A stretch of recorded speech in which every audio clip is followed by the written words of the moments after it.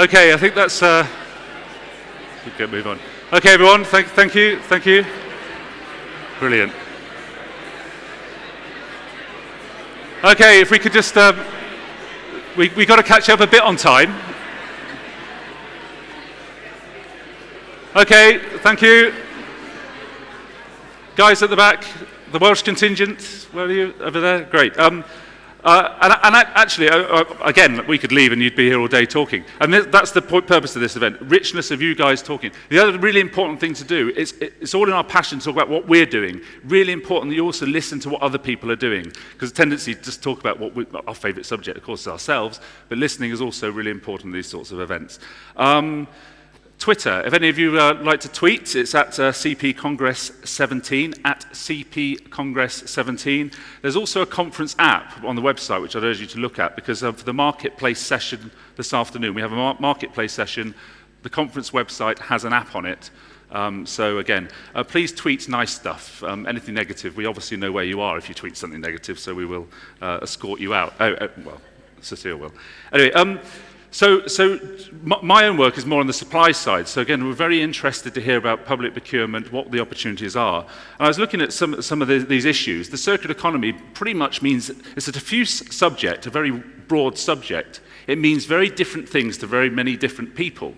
So trying to get some granulation on what circular economy means, what circular procurement means, and how you enact that profitably is really crucial. And I was reflecting, I'm friends with a guy called Walter Stahlhol, and I'd urge you to look at the performance economy, which is arguably the most effective model for circularity. You get access to ownership rather than ownership per se itself. He wrote the first paper on that a year after the Apollo landing, 1970. So we're coming a long way, we're getting there is momentum now, but again, it's not new, it's how you internalize it and contextualize it and deploy it within your own organizations, and also within your own regions, and we're going to hear about some cities later on. The spend for public procurement within the EU is about 14% of GDP of our national combined national wealth. There's other stats, but about 14%. That's about 2.25 trillion. And I was thinking about this. That's similar to France's national debt. By the way, I'm not criticising France, it's similar to the UK's national debt as well. And you start to look at that. The UK spends 3% of our GDP servicing our national debt. So we're spending a huge amount of money in public procurement, and we've got obviously a debt. I don't want to be negative about this. Yet if you look at some of the circular economy projections, potentially 1%, 2%, 0.5%, depending on your country, circular economy can actually increase GDP, national wealth, if it's deployed sensibly and well. So there's a great commercial opportunity, not only to save money, but crucially to use the circular economy as a mnemonic, as a guide to what you do to increase innovation and to drive growth within your economies. It's not just about procurement for efficiency, but the two are very important, of course. So that's really important. And then today we're going to hear about the partnerships, we're going to hear about the models, we're going to hear about the tools that you need, and all those things to drive the circular economy and how you engage as well. So I've recycled all my jokes as well. Because we're so resource efficient, we have the pleasure of having two chairs for today. Apparently you're a hard bunch to manage, so they thought we'd need two individuals. So I'd like to introduce my colleague Cecile, who's going to introduce herself and talk about talk about herself and circular procurement. Thank you.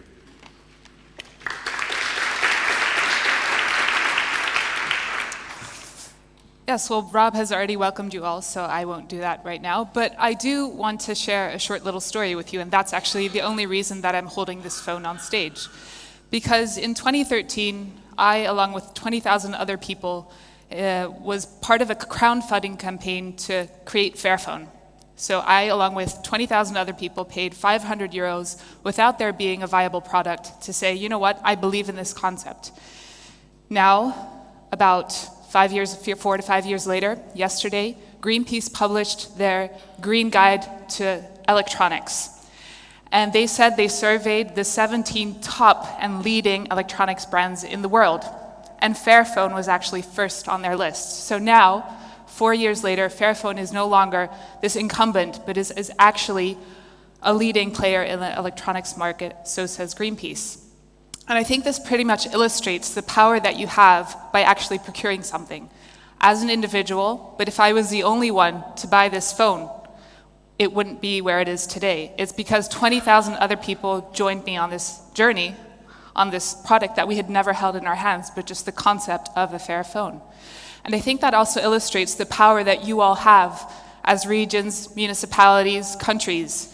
If we can scale the purchasing power that you have to support initiatives like this, but other circular initiatives as well, we can really make a change. So I'm really keen to hear about what is happening in all your respective countries and municipalities. But first of all, I would like to hand it over to our real host for today, who is still in a very intense conversation right now, but I hope he will realize that I'm introducing him when I mention his name, because he is the Deputy Secretary General of the Estonian Ministry of the Environment, Mr. Ado Lomus. Please come to the stage.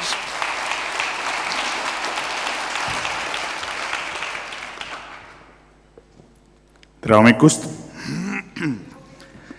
Good morning to everyone. No worries, I will continue in English, and sincerely welcome you to Tallinn, to Old Tallinn, to medieval Old Tallinn. And this building is from 16th century, so explore around a little bit up floor. There are very nice small rooms as well. So it seems that it's not very innovative building, but actually it's a good use of already existing buildings and a little bit maybe circular way of thinking. So I heard that yesterday it was very productive day for you, especially the dinner, which was very efficient and fruitful, and you had your very nice discussions. So my role today is not to go into details in the theory, because I heard that today, during today, you will get to know what is the circular procurement, why we need circular procurement. But I will have some insights from previous 2 months during Estonian presidency. We have covered this topic and why is it important to have this event together with the innovative procurement event, what was yesterday. Together here is to have this coherent approach with different background experts. So we have environmental experts and we have economists, and together we have collaboration, and therefore we definitely can foster the development and improvement in circular procurement. Estonia has chosen one key priority, which is eco-innovation. And under this title, we have started discussions in EU, among the EU member states. And eco-innovation, what we see is definitely what benefits and helps to enable the moving towards circular economy. And one key part of this is definitely green public procurement. So without creating a market, we don't need maybe innovation, and therefore the business are using the business as usual state of play. So we have started this discussion also in council level, and hopefully today there will be very productive day and very valuable insights and advice from you, because all these six working groups or breakout sessions definitely will cover this very in detail. Why we need sustainable consumption and production in Europe? There is a very good dashboard what is produced by UN Sustainable Development Network Society, and they evaluated all the EU's member states' performances, taking into account all existing sustainable development goals, which are over 160, and the one goal was only in red zone, totally, among all the member states, and it was, unfortunately, SDG 12, only red colors. The other SDGs had lots of green, yellow, some pink, some red, but SDG 12 was in 100% red or pink. So there is a need to make some improvement, and there is a need to use the existing tools. So why we need circular procurement? I think this room get this understanding. We don't have to give you proofs why is it useful, but we should engage each other and join our forces how to make it more understandable and raise the awareness in member states. Because I don't know, are you all from the government institutions? Definitely not, because private sector is also here. But it starts from the head. The fish rottens in the head. And this time, let's hope that we can heal this head, and the governments can can act as role models. We have to also face in Estonia face this problem in Estonia, because our performance indicator is not good. But we have to deal with this. We have prioritized the key four priority sectors: furniture, ICT, buildings, and office equipment, which are the main products and services what the government offices procure during the year. So starting from here, to make it mandatory, because till this time it is a voluntary base.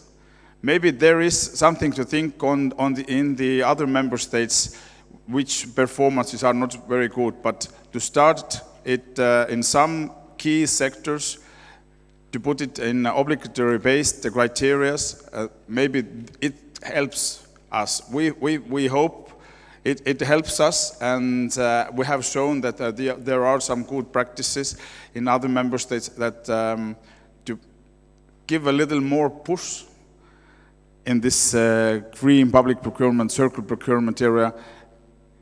It's definitely helpful, and therefore let's see what are the results by the 2020. So I will not continue anymore in details. I wish you very fruitful day today. I'm sure you will enjoy yourself. I hope you have chance to go outside and enjoy the extraordinary good weather here.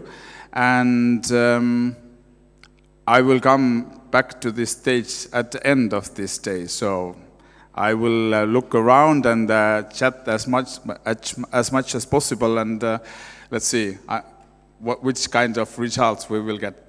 So thank you very much, and see you in the evening.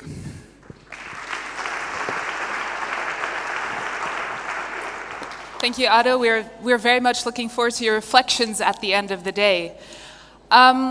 I'd like to start with the first session, and in the first session we're going to look at how the policy landscape has changed over at least the past year and a half. So it's been almost a year and a half since the first CP Congress in Amsterdam, and for this session I'd like to welcome up on stage Mr. Hugo Maria Shelley, Mark Hidson, and Kuno van Geet.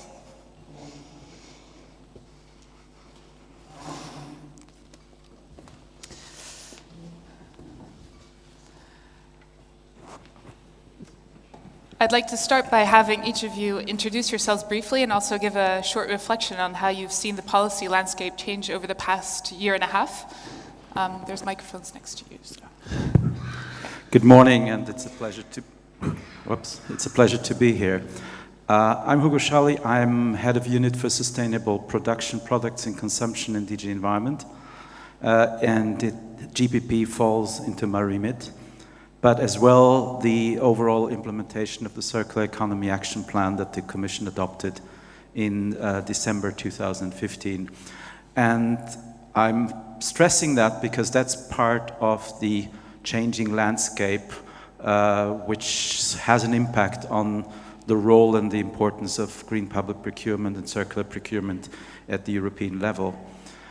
When we constructed the Circular Economy Action Plan, we certainly put in green public procurement, circular public procurement as one of the policy tools that we have to drive innovation, to drive changes in the way products and services are provided.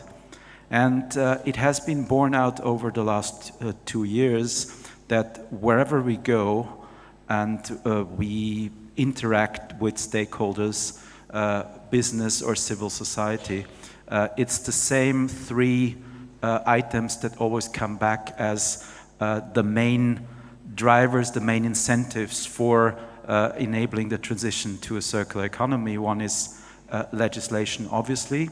The second is taxation. And the third that everybody mentioned is public procurement as a key tool. And I think that has driven a lot of reflection at the policy level to see how can public procurement be sort of put in the center of reflection, how can it be better integrated, and how does it have to be structured in order to effectively play that role. Now, clearly, from the point of view of the European Commission, we've tried to adopt a couple of measures to enhance what we're doing, and that together with our colleagues from DG Grow and also from DG Connect, so that as we did it these days in Tallinn, we put together the communities and put together the actions in view of innovation procurement, that we work very much together to change the approach to public procurement, to adopt a more strategic approach. Public procurement not only as a tool to level the playing field and make it neutral to competition, but also a tool that can be used to drive certain central policy objectives.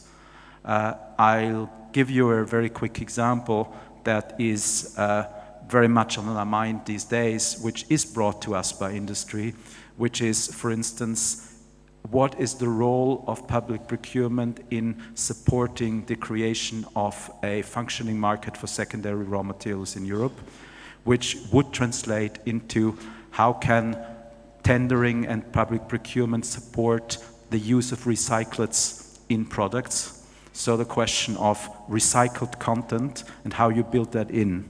So that's one of the things that we're thinking around these days. That goes together with the all kind of actions that we are entertaining. On the one hand, in the context of the public procurement package that was published earlier this year. So we're trying to identify and implement measures to make public procurement all around Europe more professional, enabling procurers to change their ways, enabling procurers to become more adventurous in adopting new stuff. Continuing our training activities, continuing our information activities like the Buying Green Guide. We've just published a new brochure about how public procurement should work, green public procurement, working with stakeholders all along with ICLE and others in doing this, in doing training. So I think we're paying a lot of attention, but that obviously will not be enough, and that's why I think a congress like this one is so crucial, because it brings those people together who do it on the ground, those people who are confronted with some of the challenges, and where we are continuously looking for the way to interact and to help. At the Innovation Procurement Conference yesterday, there was a participant in the session where I was, who said something that really resonated with me, which is important, is it's not only about providing capacity building to procurers, but it's also to provide information and capacity building to those who are around them. So on the one hand, the hierarchy, their managers, so looking at you, Ado, but also to one other group which is crucial in enabling procurers, which is make the auditors understand what procurement is and how do you actually do green public procurement. So working across the board, bringing in on the one hand the industry, enabling the procurers, and telling everybody that public procurement is a strategic tool that, if used correctly, will drive us in the right direction. Thank you. Thank you, Hugo, for that perspective from a European perspective. From that perspective, maybe moving on to you, Mark, because you're looking from a more regional and municipal perspective from ICLE. How would you reflect on the changes in the past year and a half? Yeah, well, I'll just introduce ICLE first. For those people who don't know us, it's we're called ICLE, Local Governments for Sustainability. One of the key programs we've been working on is procurement. We essentially help cities and regions implement sustainable development. But actually, I mean, we have seen, I think, in this past year and a half, really a lot of visible policy discussions. And it filters through from the EU level. I mean, the circular economy package and action plan is now filtering down through national governments, down to cities and regions and public authorities, which is a real great help to have that support from the EU level. And also recently the communication that came out from the Commission, I think the 3rd of October, Making Public Procurement Better in and for Europe, I think it's called, also mentions that strategic public procurement should be used to address challenges like the circular economy. So this really helps at the local level to deal with it. There's also been, I'd say, in the last year, a lot of pioneering work from a number of organizations. I think Rijkswaterstaat have been pushing this agenda, for example, through the Green Deals that they do. I'm sure you'll explain that. And that is really having implementation on the ground and involving cities and public authorities. The Nordic Council also produced quite a detailed brochure about what circular procurement is, what it means in the Nordic countries, how can you implement it, and produce good practice case studies. We ourselves had a project on this called SPP Regions, and we produced 2 guides, a best practice guide and an implementation guide. And this is really to help shift the momentum of circular procurement. So there's a lot of policy discussions. However, I would still say at the city level and at the public authority level, they're still getting to grips with what circular procurement is. So whilst at the EU level, there's a lot of policy discussions, and that seeing public procurement as an implementation mechanism to implement a lot of policies, which I think is really good. They see it from both angles. At the local level, I think it's still seen, okay, it's a mechanism to implement. There are some cities, public authorities picking this up, piloting it, testing it out, but I've not seen it so much being discussed at the policy level at the local level, and I think that needs to change. And of course, these events and people in this room are responsible for spreading the word and encouraging that this is taken up at the policy level. Thank you, Mark. Okay, well, I think you each have your own microphone, so now I get to actually say where Kuno is from. Rijkswaterstaat. It's the only reason I think there's a Dutch moderator, but Kuno, would you like to reflect on how the Netherlands has been pushing this agenda forward?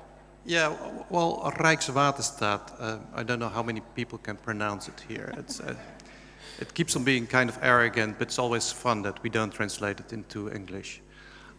We're part of the Ministry of Infrastructure and the Environment, and we are working on the public works with the billion projects, but also on the environment. And we think the Ministry of Environment that we are able to organize and co-organize it again. We initiated this congress last year when we were presidency of the EU. So that was a big success. And actually I'm very glad to be here again in the chair, but I think at the same time there are more people right now who could be on this seat already. And I think that's one of the major accomplishments right now. Maybe the Belgian people, you know, they already are working on it. Perhaps even almost better right now than the Netherlands. So maybe I should change seats already. So we are working on this. We initiated, I think, maybe also the concept of circular procurement, and it was in 2013. We had a kind of a discussion with the UNEP and the United States about circular economy. They didn't like the terminology. They almost laughed at us. That it was taken seriously, and now it's in the CE package of the EU. So I'm really glad, and I'm surprised actually about the uptake that circular economy in procurement is taking. And one of the things it's doing is actually accelerating sustainability a lot. And I think that's the accomplishment right now, because it's so many countries are working on it, which is also alongside what you said, the Green Deals. And that's a surprise to me as well. The Green Deal circular procurement displayed the concept, and will be in that room later on in the workshop, of implementation and delivering pilots on the ground in high numbers. And that's also kind of interesting. You can use for all kinds of stuff. Just working in a group, sharing knowledge, doing pilots, not talk about the definitions too much, because there are, I think, more than 100 definitions by now for circular economy and probably for circular procurement as well. But just start doing it, because we know in the basics what we need to do. One of the findings we have is that there is stuff about professionalization in procurement, and we hear today as well that there should be like a mandatory thing that Estonia is already doing as well, which is great, because I think there should be some mandatory stuff as well. But I also need to disappoint some environmentalists. It's not just writing down criteria. Actually, you have to talk to people again in the market, because in circularity there's a kind of collaboration needed. You need to make an arrangement. If you take this chair, you can write down that you should take it apart, but once you make it circular, someone has to take it apart, and you make sure that it is taken apart for reuse. So that's something completely new. And there's another thing that we were quite successful in, and the Belgians taking forward as well, and that might also help UCO with this market for secondary materials, and that's we need more private sector, both in supplying the business model, but also in the procurement side. Because usually the governments are just a step beyond the material streams.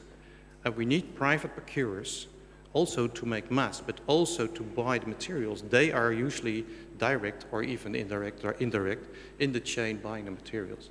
So that's another aspect of it. Okay. Thank you, Kuno. And just to get a little panel discussion started, and we'll open up it to you as well in a little bit, but you've all mentioned a bit of the momentum on the topic of circular economy.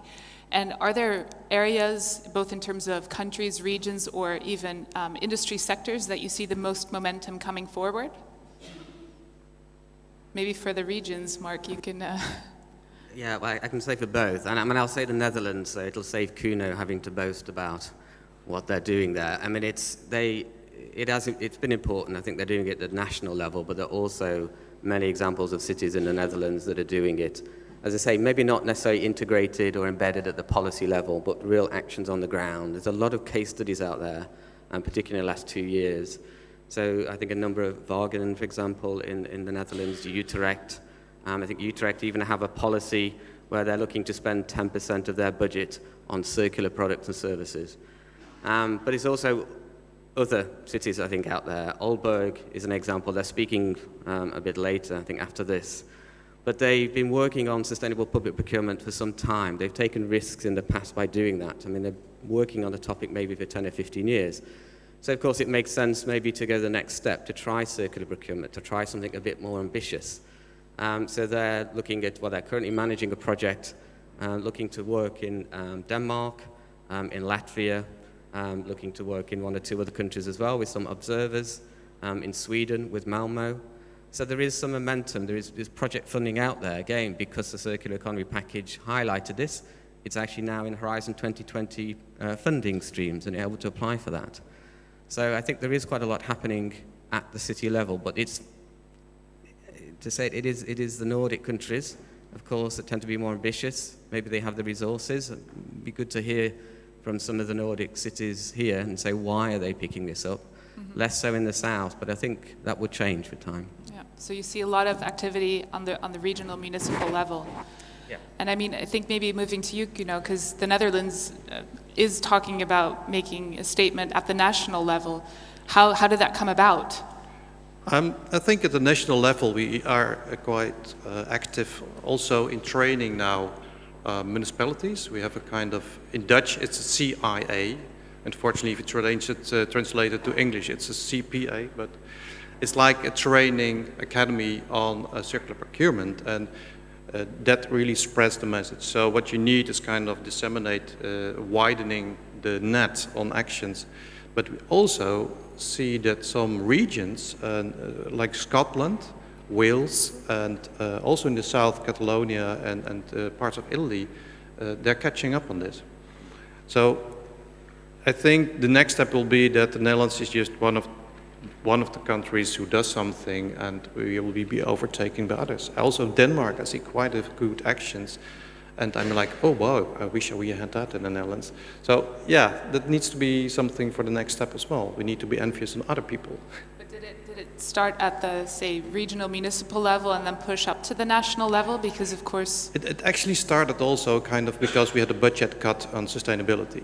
Okay. We needed to start green deals, and it arose from private sector, actually, and public sector together.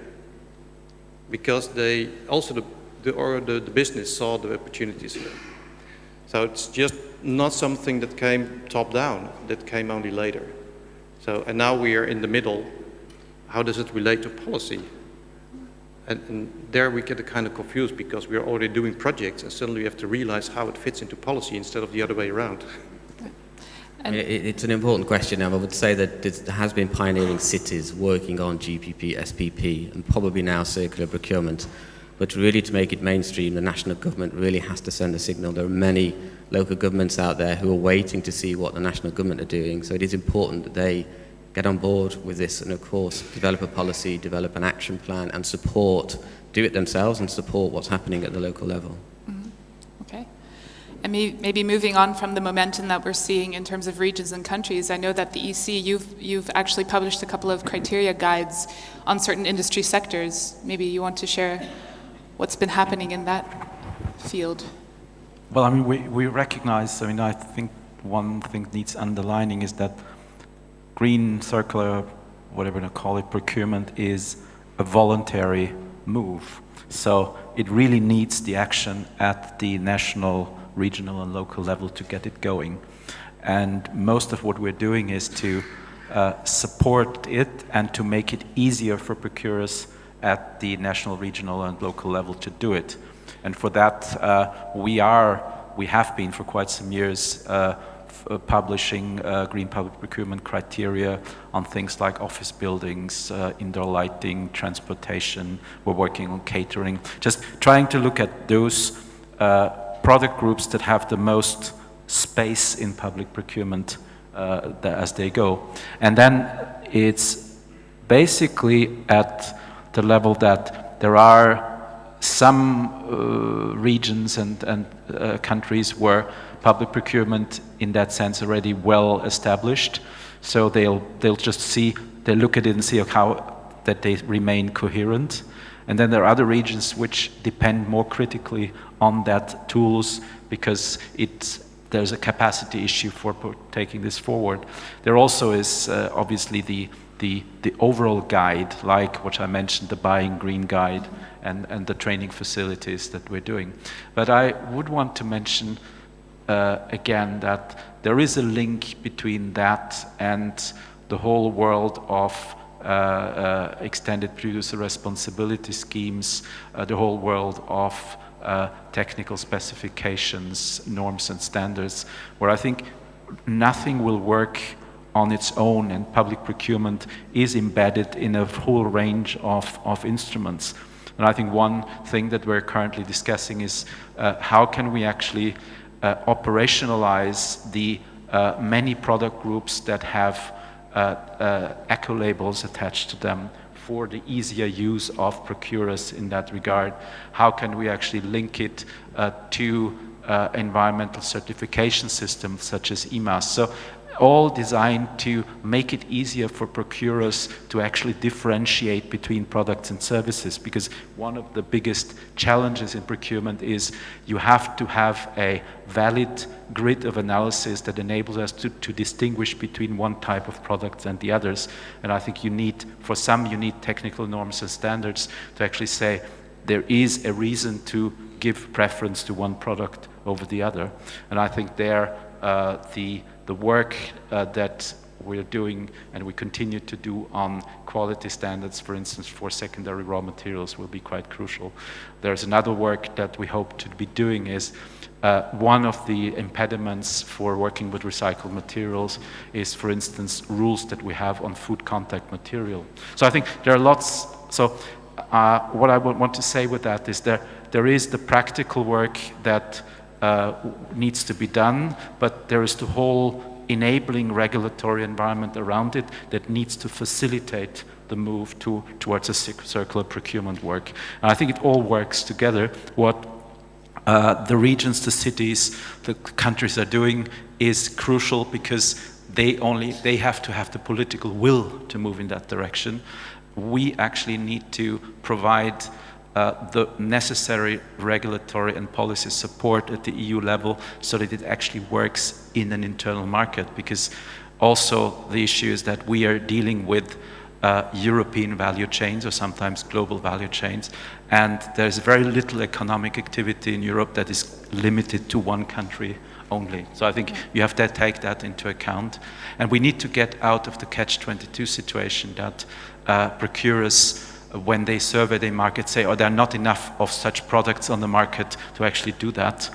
And at the same time, companies saying, well, there's not enough demand. So that's the vicious cycle of the catch-22. We actually need to get out of that, and that's where public procurement can help, but also where the regulatory environment needs to support and facilitate. Okay, so also other regulations that aren't necessarily procurement-focused that maybe inhibit circular procurement, okay.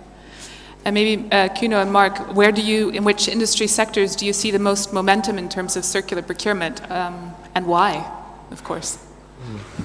I mean, I would say, construction, textiles, catering, food, they're obvious ones because there's a lot of opportunity and potential to make them circular. And I think it's also because they can have the greatest environmental impact as well, and they're high value.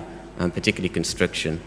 So I think there's been quite a lot of work, and a lot of the pilots are done in that area. Furniture, for example, is maybe seen as an easy one by some people, but it's not, I don't think. But it's seen that, let's start with furniture, but it seems to be a popular one, I think. And there is, I'll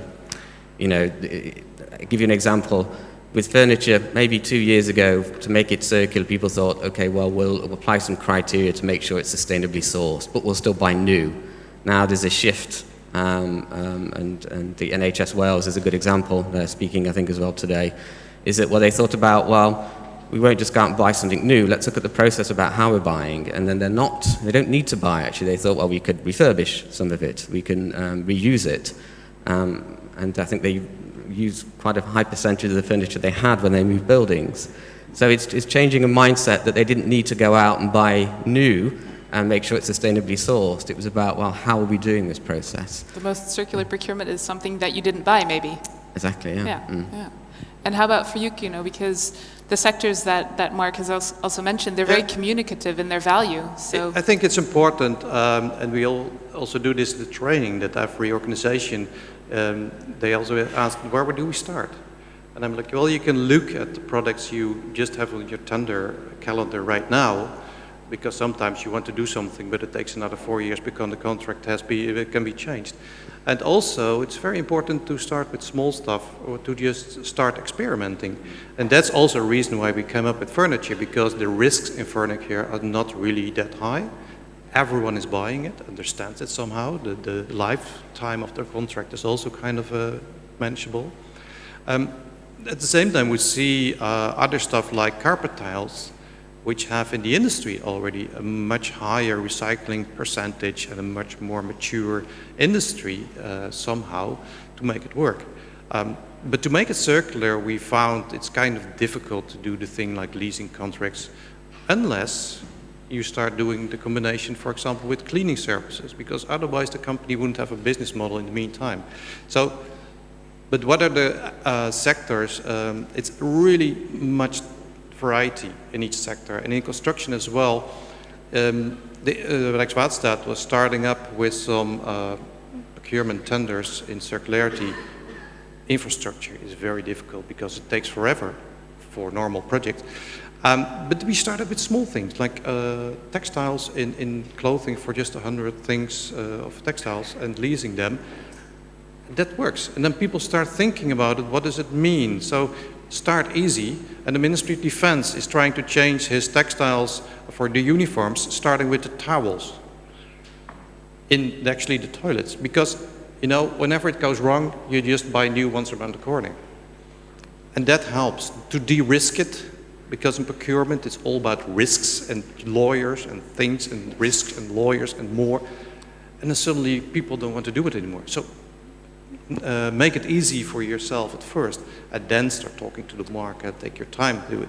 So your advice is start low risk with those product groups that have a high communicative value maybe, and showing people what can be done. Yeah, and whatever product groups there are out there, some of the construction companies start with tires, some servicing of tires for trucks, or beveraging machines, or well, some of them actually do some collection of more textiles of their corporate wear and things like that. And those are the easy ones. So this really depends also on what organization you are. And I wouldn't rule out indeed construction, because that's where you get the high numbers. Yeah, that's where the impact happens. Exactly, that's the next step. Are there any questions that the audience would like to ask to these three gentlemen? Have they been so clear? Yes, I'll quickly give you a microphone so you can be understood better. Thank you, Jan Willem van den Beukel, PwC. Thanks very much for all the presentations. I was curious to hear maybe from the ICLEI and the European Commission representative, if you know there are other member states who really set national targets when it comes to circular procurement. For example, Rijkswaterstaat, I think you have the 10% target in 2020. No, sorry, different. Please correct me. But there are several countries perhaps really pushing it through national target setting. Would you know? Could you share your insights on that? Thank you. Good question. And probably people in this room could maybe answer that better, particularly from maybe Finland, because I understand they're doing a circular economy strategy, and they want to be a lead in this field. If I've got that correct, somebody from Finland, speak up if I'm wrong. So the last time they held the World Circular Economy Forum back in June, and they were announcing that they wanted to push this to be a lead. So I guess they have come up or are going to come up with some targets, but that's under the circular economy. So whether that's circular procurement, I don't know. I know of some cities, as I mentioned, Utrecht, I think there's a couple of others, that I think had a, say, 10% target to spend 10% of their budget on circular aspects. I imagine there are. I don't know. It's something I'd have to look into. Maybe Denmark have been working in this area for quite a long time. So I'd have to do a bit of research, unless Hugo knows. Do you have an idea, Hugo? Not really, I have to confess. We come across that when countries present their national action plans or circular economy strategies, but I think binding targets for GPP or circular procurement are few and far between for now. I have to confess that I'm much more excited by what is happening at the local and the regional level, because there are much more bold strategies around, and what I continue to see is really impressive, and most of the time it shows that for getting the momentum going, you actually need a combination of top-down and bottom-up. So the most engaged and courageous procurement officer will only go so far if the management or the political level doesn't push in the same direction, and vice versa. If it's only from the top down, it will probably remain at the lip service level. So does this tie in with what Kuno mentioned about also, the experimentation being fairly low risk, maybe at the local municipal level it is? Yeah, I mean, I'm not sure if that's the whole picture. For me, the issue is to engage the whole value chain, and I think that's where the difficulty lies, that if you only quote unquote talk to those who supply the final product, you're actually not reaching out to the whole value chain.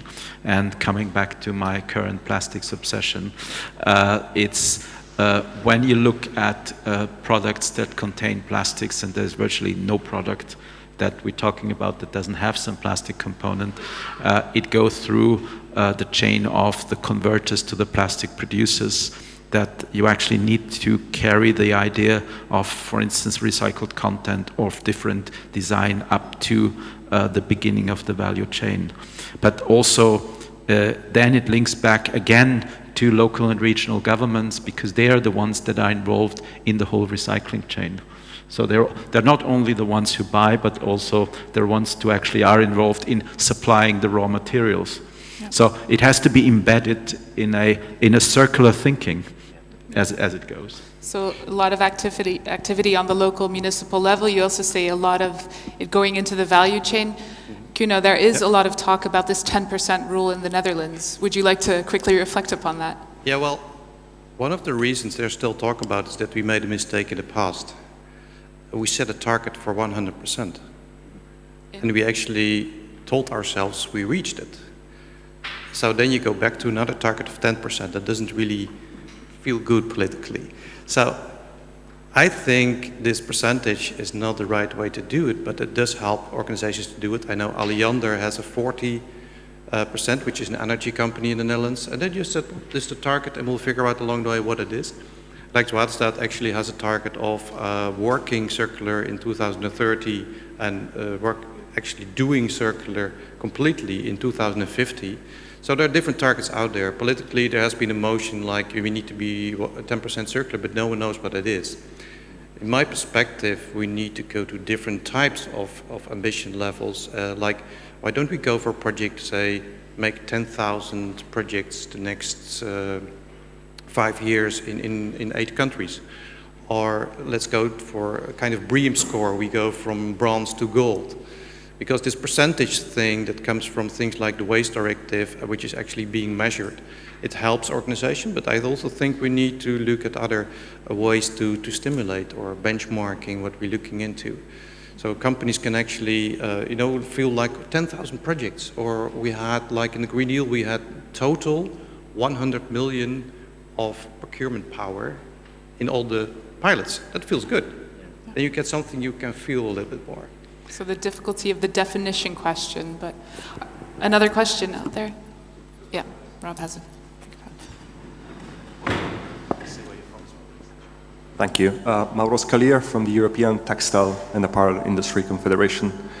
I'd like to pick up a question, comments that Mr. Van Gert made. I mean, public procurement is not just to publish criteria. You need to talk to the private sector. And Mr. Shelley right now say you need to understand or you need to look at the whole value chain, not just the one which are closer to you. Obviously, public procurement is not an expert in textile fibers, but they talk to the end providers. So how do you make this talk between the public procurers and the full supply chain happens? In your experience, how can that be facilitated? I actually there are more textile experts in the room you can talk to later because they actually do the stuff. I won't ask them right now. One of the things we started out in textile was fun because the Ministry of Defense is actually in charge of all the textiles in the Netherlands on the national level. And they started talking to procurers first in the market, and they didn't really get the answers they wanted. And the funny part is they thought, how do we do it? Because they don't tell us everything we need to know for these innovations. And there was another project group which was in the business sector on CSR Netherlands. They are organizing these meetings in the textile sector. And he said, can I just observe? Can I just be at these meetings? So he started to be in an informal setting with the market. And there people really talked openly, not in the procurement setting, but openly. What is really going on in the sector? What do we need? And that's what was helping him. So outside the tender process, you need to find a way to connect to them, to know what's going on. But you need to know what can they offer. What is their problem? Because otherwise you cannot ask the right question. You just say, I have a problem, you solve it. That's not how it works. They need time to do it, they need money for some innovations, they need preparations, they need to work on the propositions as well. If you simply say, I want to lease, but yeah, I have a document here, but we didn't get our business straight in that. They need to work on that as well. So that's, I think, very important. Talk to the business outside of your real formal procurement in a kind of informal setting. Find a way to get the information from the market. But are you also saying maybe to speak to the entire value chain as you They are talking to the value chain. These are all value chain people. Yeah. Mark, it's one of the, it should be one of the accelerators really for circular procurement is market engagement. With the new directives, it's much more open to do this now, but I think it's not happening probably as much as we'd like to see it certainly at the local level, because I think it's the risk factor that Kuno mentioned earlier. It's the procurers probably need training on how to do this. You know, there's a worry about if you don't know what you're asking for, if you're asking for a solution rather than a specific product, what do you get in the end? And this, for a city, is quite difficult, not just for the procurer, but maybe for the politician, particularly if you're talking about high-value areas like, you know, infrastructure and construction. You know, there's only so many risks if it doesn't work that a politician can take. So it's about having good practice to make people aware about how to do market engagement. The guidance that I mentioned earlier from the SPP regions and other projects that we've done, it's really to help show people that it is possible. There are benefits to this. Okay, it's a bit more work, but you get better outcomes. And I think it really should be an accelerator, more market engagement for this area. Thank you. One final question I'd like to give. I think I saw Arthur. Stay waiting for him as well, please. My name is Arthur ten Wolde, representing Ecopreneur, the European Federation of Sustainable Business.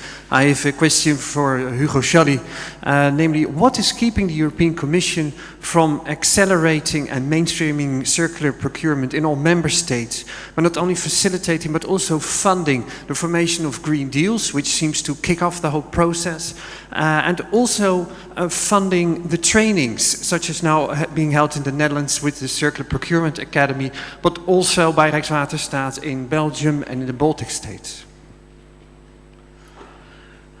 Well, I think that I referred to funding possibilities in my initial statement, but I think it's coming in from two sides essentially. One is the amount of funding that is available by what we're doing directly from DG Environment with targeted training activities throughout the member states, where we target essentially multipliers, those who actually can carry on the message.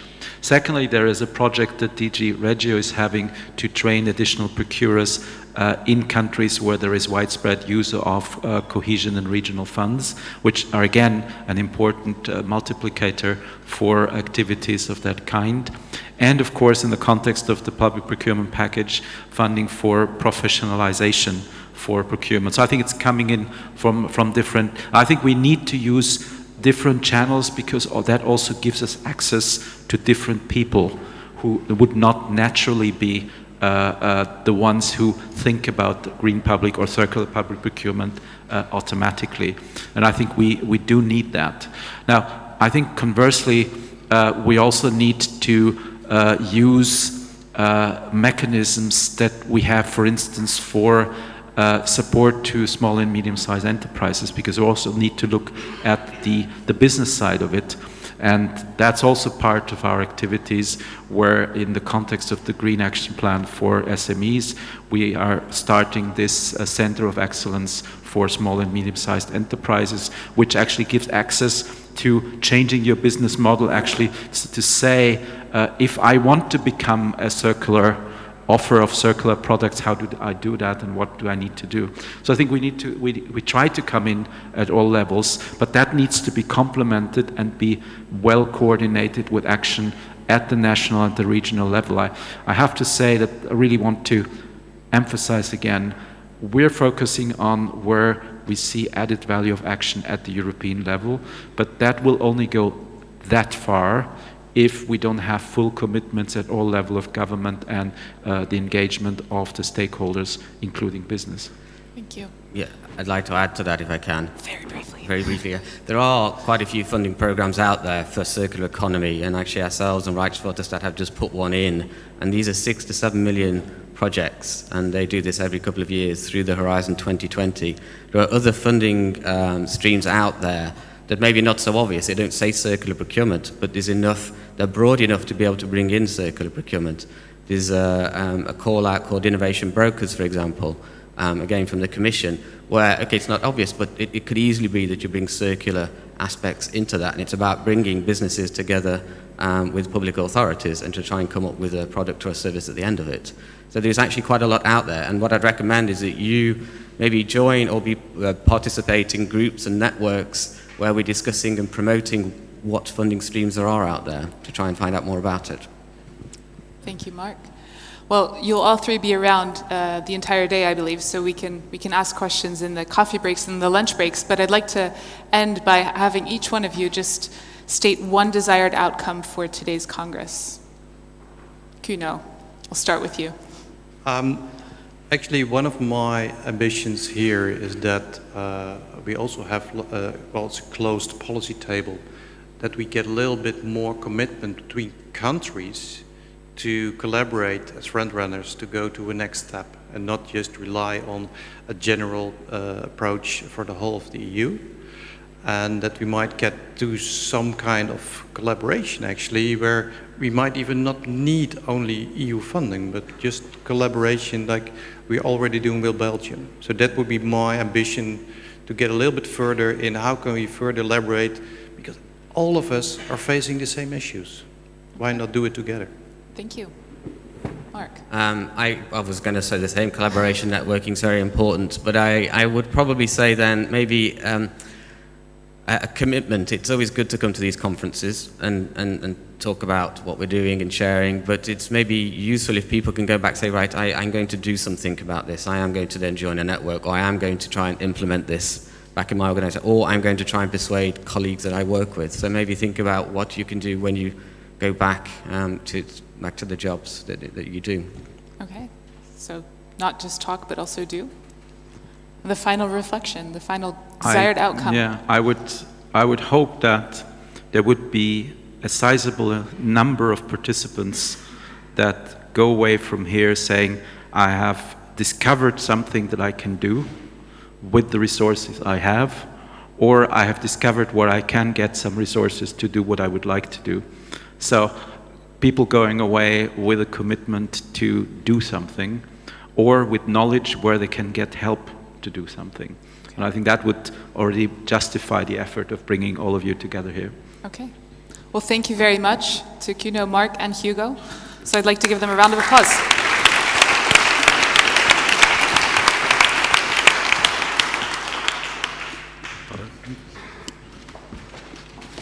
Please.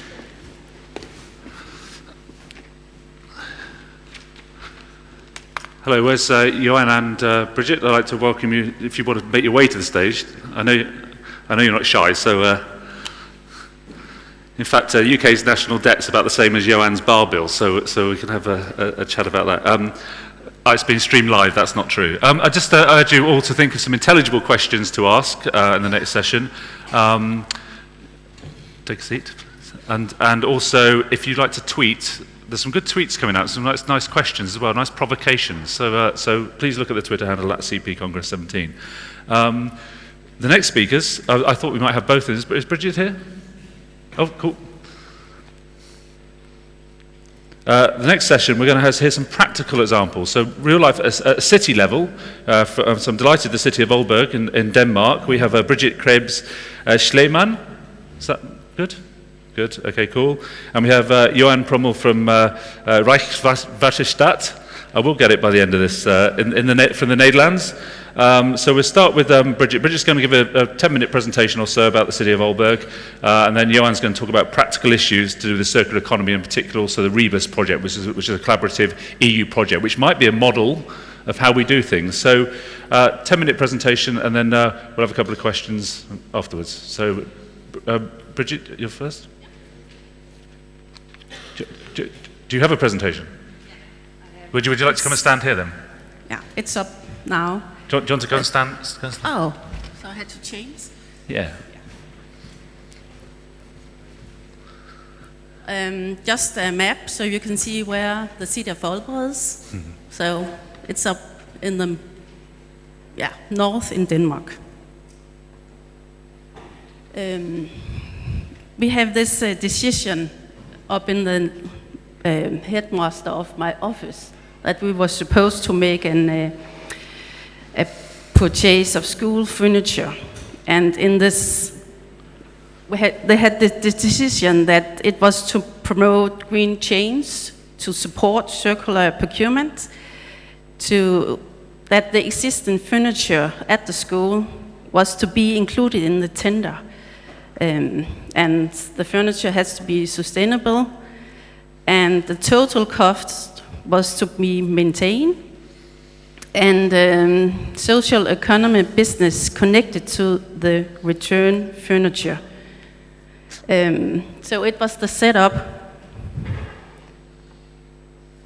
And we have this 3 focus area in the call for tender. It was the circular procurement and sustainability, and the learning environmental. Instead of school furniture, it was learning environmental we was supposed to buy. And the social economist business. And we didn't do that much because the other 2 things was very hard, so the ambition of that area was very low at the end. To do the circular economy and sustainability, we have a lot of cooperation. We have a lot of, in city of Aalborg, we have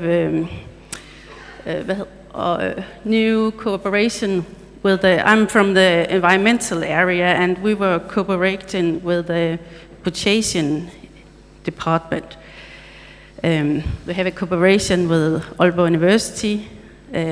We have something called the Green Travel Team.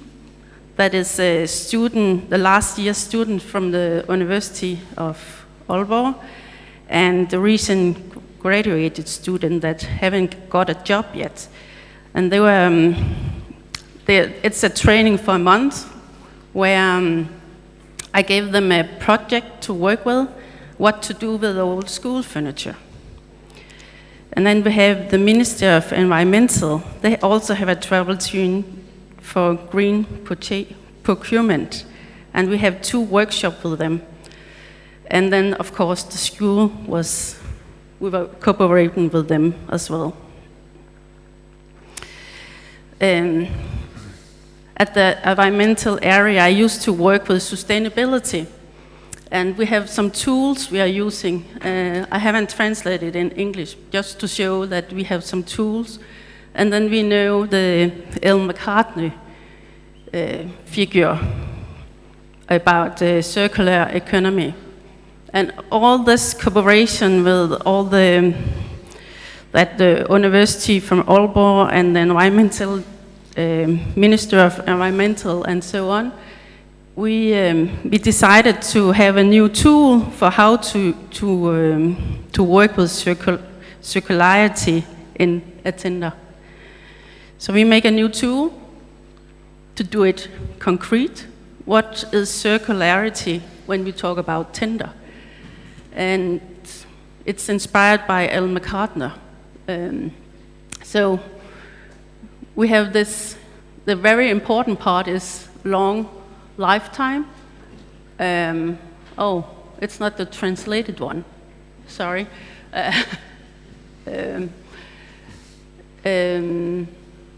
Yeah, that's not good.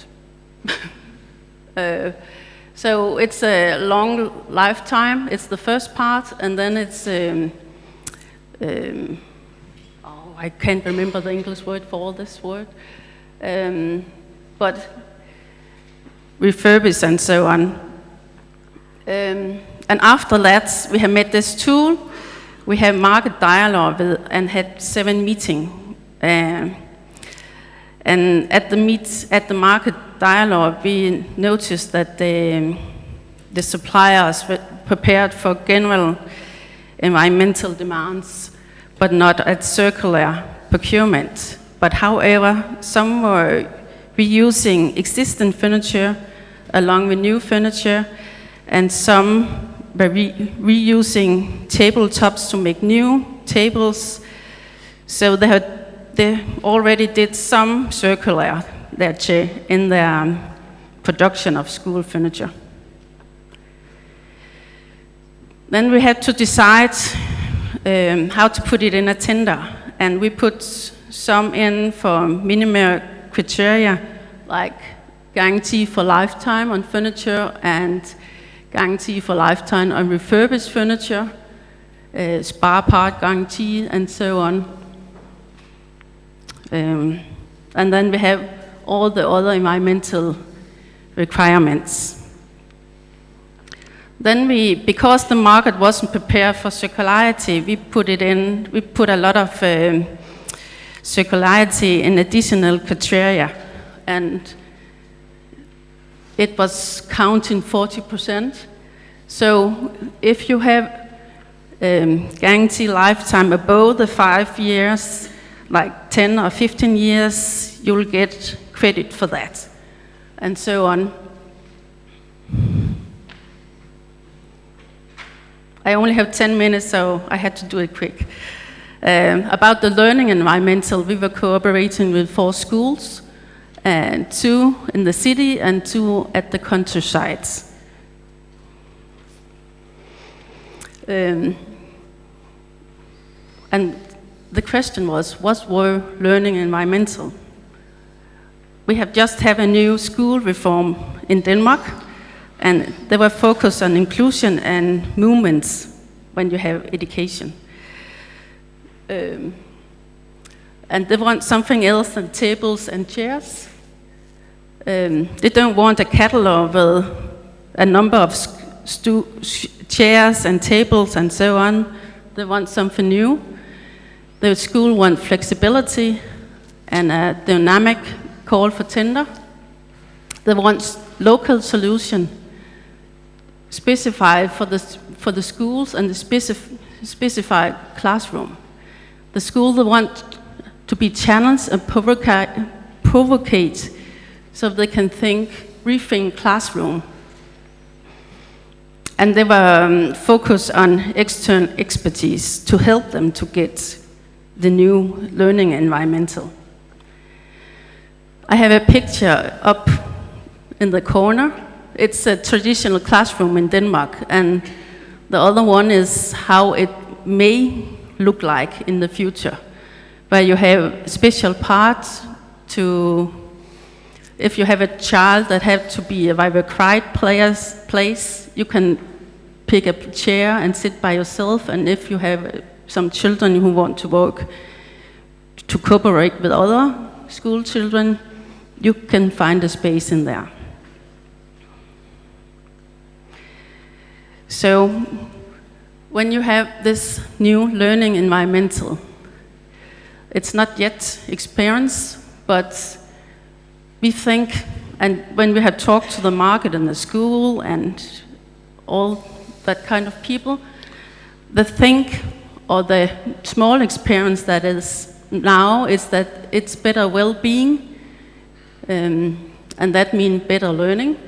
Inclusion students are better well-being, and that means that some teachers can be saved. Sickness among teachers will fall. Sickness among students will fall, and health, because you can move when you get educated. It's better well-being then. We want to make the total cost of ownership, but we are not prepared for that now. But in the future, it will be very exciting to see how that come out. This call for tender on the new procurement is not signed. It's next week, so we hope everything go well and nobody complains. And in the next year, it's exciting to see how the school are going to use this call for procurement. Great. Thank you.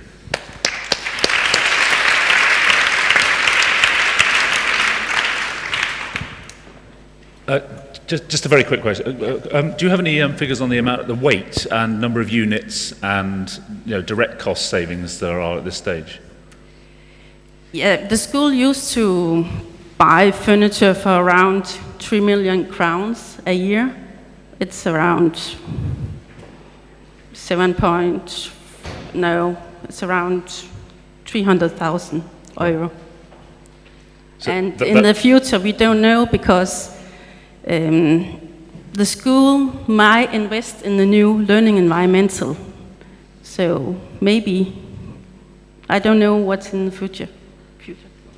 Okay, well, we are slightly pressed for time, but please think of some, we'll come back for questions, but just moving on, nice practical example, I'd like to introduce Johan Prummel, who's going to talk about practical solutions for the Netherlands in circularity, and also this acronym REBUS that everyone mentions. You might want to describe what that means as well. I'm not sure you're going to. It's interesting to mention REBUS. Well, that's what it's got down here, so... you know, sorry? That's what it's got down here, so... Yeah, you got the old version. Oh, great. Like the one on my bar Circular. bill. That's yeah. what, because I was paying yours as well. I know it's announced that I should talk a bit about Rebus, but I have 10 minutes, and in Rebus we did quite a lot of projects. In our own central government we did a lot of projects. In the Green Deal we have a lot of projects. So it's around 100 projects, pilot projects with circular procurement, and I thought, well, I can mention them all and then the 10 minutes are gone, you wouldn't learn a thing. So what I do is present you, I think the six of the most important findings we learned of all these projects. This is my name, Johan Prummel. I work for Rijkswaterstaat. Well, all the Dutch people are playing now with the word. And this picture actually explains what I'm doing. I promote circular procurement in the Netherlands and outside of the Netherlands because circular economy doesn't stop at any country's border. We are a country of import and export, so a circular economy in the other countries in Europe is beneficial for us as well. That's why the arrows are turning around. It's good for us, it's good for everybody. First, it has been addressed earlier this morning. This is a study what actually recently is published. The date says somewhere December 2017 that it has to be published, but it's on the internet already. 3 scientists decided to look at definitions of circular economy. They found 114 different definitions and they compared them, and they had a lot of conclusions, and one of them is quite disturbing. I hope this is the laser. Yeah, it works.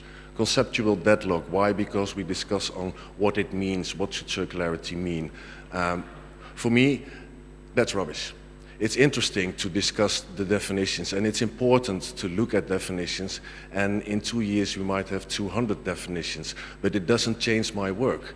So we won't get into a deadlock, because every definitions mean there's another way of looking at circular economy. So 114 options are actually 114 opportunities to me. Why? Because this is what we all agree on. This is round and about what circular economy should do. No matter how exactly and academically you will define it, this is what we work on. And from procurement, obviously it's the use phase, so the procurement opportunities lie there, and at the same time we try to push on the other elements of the system. No matter what of the 114 definitions you use, we try to push on these elements of circular economy. So I think it's important to have definitions, and I certainly think it's important to have this discussion. In the same time, I think it's important to leave that to the people who are equipped to do that, and let us do our work without definitions, but with a general idea of what circular economy is and what procurement can provide. I have a question for you. I think people from my age and older will remember this. For the younger ones, this actually is a telephone. You know this one better. The question is, which one is more circular? And I'd just like to see your hands. Who thinks the left is more circular? Why?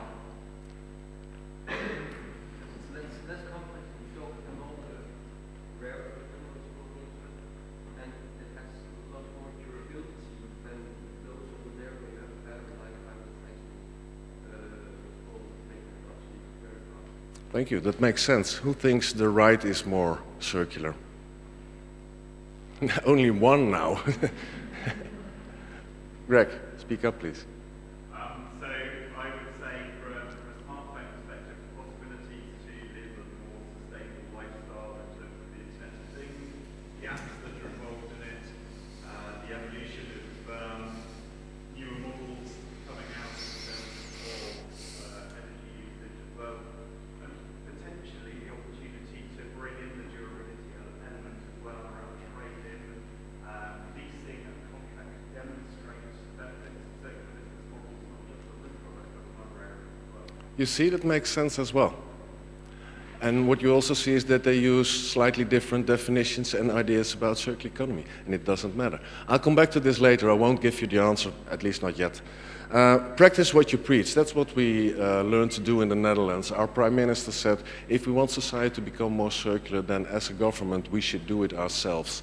And the only way to do that is through procurement, because procurement is the only way for a product to get into our organization. So if we want a more circular furniture, that's something we buy, that's something we procure. So that's the process inside our organization. The other reason is that every circular tender leads to a circular business case. No matter how small, it will be a working circular business case. And therefore circular procurement, in our view, is a lever for circular economy. That's why we want to promote circular procurement in all the countries of Europe, in all the cities. Let everybody just try and work on it. Relevance of procurement, this is the relevance of procurement. 1,800 billion euros a year, that's the yearly public spend in Europe. That's quite a lot of money. So if you think circular procurement is a lever for circular economy, this is how big the lever is. Quite interesting, we think. This is the process we normally do. We buy a product, we use it, then we dispose it and it becomes waste. First step we did in our government was waste separation. So we have less waste and more reusable resources. The second thing we are working on is actually circular procurement. That means not only have reusable resources, but actually arrange that they will be reused. Arrange that it will happen. Don't buy a chair that's 100% recyclable. Buy a chair with the arrangement that it will be for 100% recycled. That's something else, and it doesn't happen by itself. So we did our pilots on that in our central government, and as said, we did pilots. We inspired pilots in our Green Deals. We have a lot of them. You can read this all, and you can find it on the internet as well. Piano, our center of expertise, has put them all in English on the internet. I think you'll get all the presentations, so you can click on it then and find the fact sheets and reports we made about these projects. What I'll do is share with you the 6 findings based on these principles. These are the principles we work on for circular procurement. 1, we try to create a market for circular suppliers. By demanding something else, they have the opportunity to offer something else. Procurement is a strategic instrument, and that's important because it's about ambition of an organization where procurement can be one of the instruments to actually deliver on that ambition. For a procurer, it means more performance-based, more buying the function of a product than actually the technical, writing down the technical specifications. And it's about what I said before, arranging control on reuse of products, components, or materials. And our preferred way of doing this is learning by doing. There's not that much knowledge and research yet on circular procurement, but we know enough about the concept of circular economy to start. So the 6 findings are, well, obviously there are some quite obvious benefits of circular procurement: less waste, less pollution, less costs, leading by example, very important for governments. This grows your credibility. What you ask from society, do it yourself. Then you have an answer to all these nasty questions you can get. Second, appreciate the chain. Like Hugo said, it's a system. And you have to understand the system, but in the same time, change it one step at a time. Make small moves. Start wherever you find it eligible to start, where you see an opportunity with your market, with your supplier, or within your organization. So it's about all the smaller steps and maybe even steps within these steps. Third, business models. IMSA, Dutch Institute, once wrote a paper in 2015 that they found 19 different business models leading to circularity. And in the introduction they said, when you read this, it might be 25 and it will grow. I think if you go out there now, you'll find over 100 different business models. Why? Because every business, every corporation will define its own business model to become more circular. In the same time, for a procurer, it always comes down to 3 steps. Either you buy a product and you resell it to the supplier, or you buy a product and you sell it further to somebody else, or you won't buy the product, you only pay for the service of it. And these are the three main contract types you engage as a procurer based on all these different business models from businesses. And it's sometimes difficult to connect, but we still have to try. That's what we did in Rebus, by the way, try to connect that. The fourth is the butterfly. It already came up in your presentation as well, Birgit. The butterfly model of Ellen MacArthur is a very fine way of explaining circular economy principles. I'll get there. Simplified, it looks like this. Reality is this. It's not that simple, because everybody takes his own angle to start a circular business model or concept. It means you have to try to find your own route and find your own circular proposition as a procurer and your supplier. Reality means collaboration, find solutions. The fifth, I'm almost there, circular procurement is not only about procurement. Circular procurement means that you have to engage your whole organization, because it's also about commitment from the top level management in your organization, but it might also change the way you see facility management in your organization. There are lots of other departments of your organization involved, and you have to connect with them as well, and don't look at procurement to deliver circular procurement. They can't do it on their own. No procurer can change the world. The sixth, well, that went fast. Now I spoiled it. Is there a magic formula? And I know a professor who said there is no magic formula because there is no one size fits all, but actually there is. This is the magic formula. Just start. We don't know everything, but you can still start. So going back to my last slide, what now is the answer to this question? Did anybody change his mind during the story? No. No, you didn't. Both. Well, that's almost, in my opinion, the right answer. This is, for me, the right answer. A product is only circular if you arrange it to be. So it depends on the agreements you have, on the arrangements you make. And a product is never circular just by being there. Even a cradle-to-cradle product is not circular until you arrange that it will be taken apart and reused again. Thank you very much. Cool.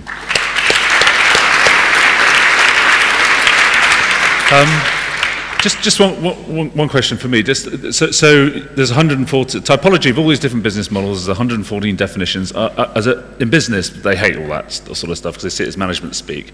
So I just wondered, if you're a region that's just thinking about, they've come here today, they're thinking about doing more or starting, how do you set the priorities? Because which sectors, which models, how do you go about that initial, you say just start, but if there's all this space of possibilities, how do you go about sort of like filtering? Because you're quite a way down the way now. What advice would you give? Well, I can tell you what we did in selecting our projects in the central government. Sitting with my back to you, that's not nice.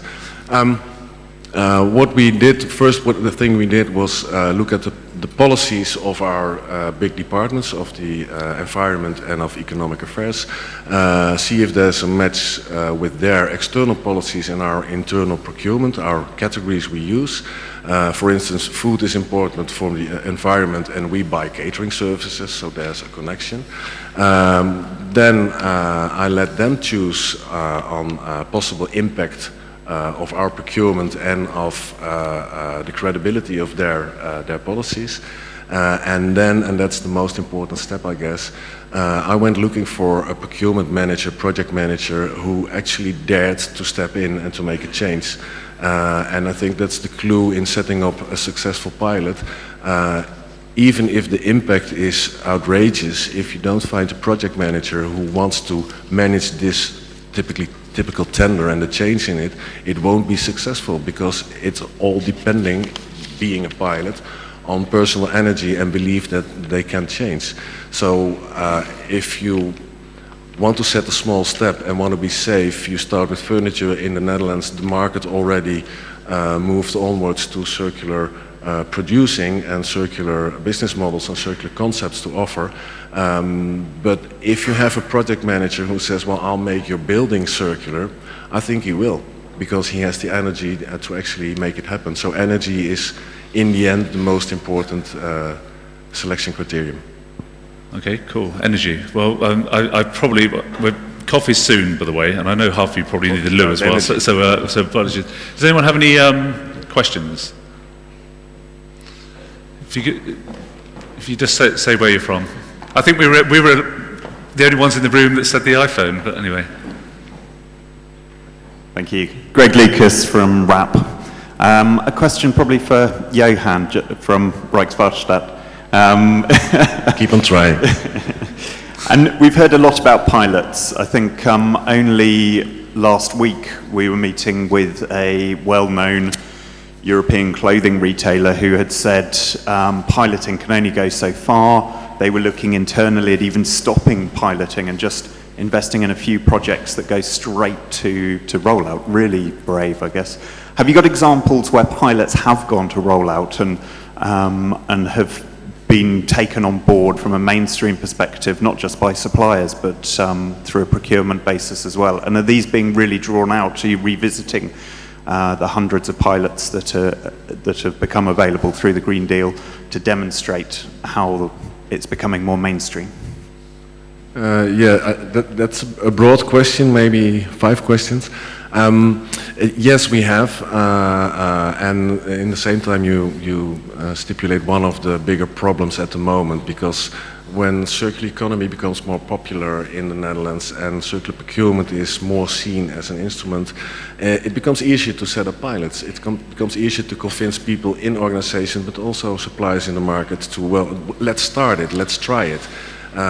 Scaling up a pilot is another story. We have a category manager on furniture. She's responsible for all the procurement of furniture for the central government in the Netherlands. And we had a talk, I think 1.5 years ago, 2 years ago, and she said, I don't want to do pilots anymore. And I felt a bit embarrassed because I was pushing, let's do another pilot, let's make it happen. And she said, no, I won't do a pilot. So I was disappointed, and she said, I want to do it all the way. So since January this year, our tendering of furniture for the central government is 100% circular. Not meaning that we achieve a 100% circular model, but meaning that everything we ask from the market is a step in the direction of circular procurement and circular business models for furniture. And that happened because she decided to stop piloting, and it was possible because the market, after all these pilots, was ready and engaged in circularity and changing their own businesses and business models and propositions for us. Oh yes, just can you say where you're from as well, please? Thank you. I come from Aalborg University in Denmark, and this question is also for John. What do you think, or let me say that again, do you think that there's a potential use of eco-labeling, in this case, developing some sort of third-party verification so you can strap that into a product or a service and certify it as circular? Would you think that that would make procurement easier, and do you see that as something that could potentially happen at some point? Another one with 5 questions. Thank you. Yes, on the one hand, I would say it would make life much easier, but then you come back to the first slide. A label is based on a definition. So as long as we have over 100 definitions of circularity, which one will we use for which label, and which label then will we use in procurement? In the same time, at least in the Netherlands it's the case, we cannot ask for a label. So we have to describe all the conditions behind the label, and then we can say, well, this label proves that you are meeting all our needs. I think it would make life easier if we come to a definition, and a definition should be based on technique and on the concept and on the business model.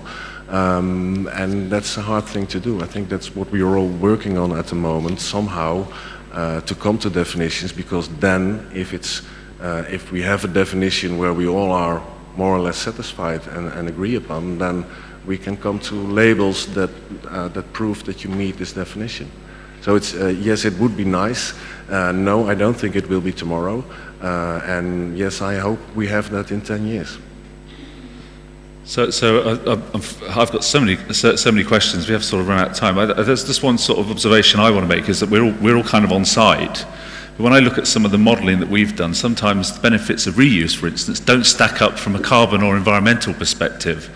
And it's just an observation about getting that level of detail about what the real benefits are and when maybe not to do a circular project. But that's more of a provocation because I'm getting sort of semi-evil looks, and I guess, she's very friendly, but I'm slightly scared of Cecile. Anyway, in a good way. Okay, we've got coffee now, you'd be pleased to hear. If you'd just like to, actually, just thank the guys first, please. And sorry, Bridget, we don't have more time for you.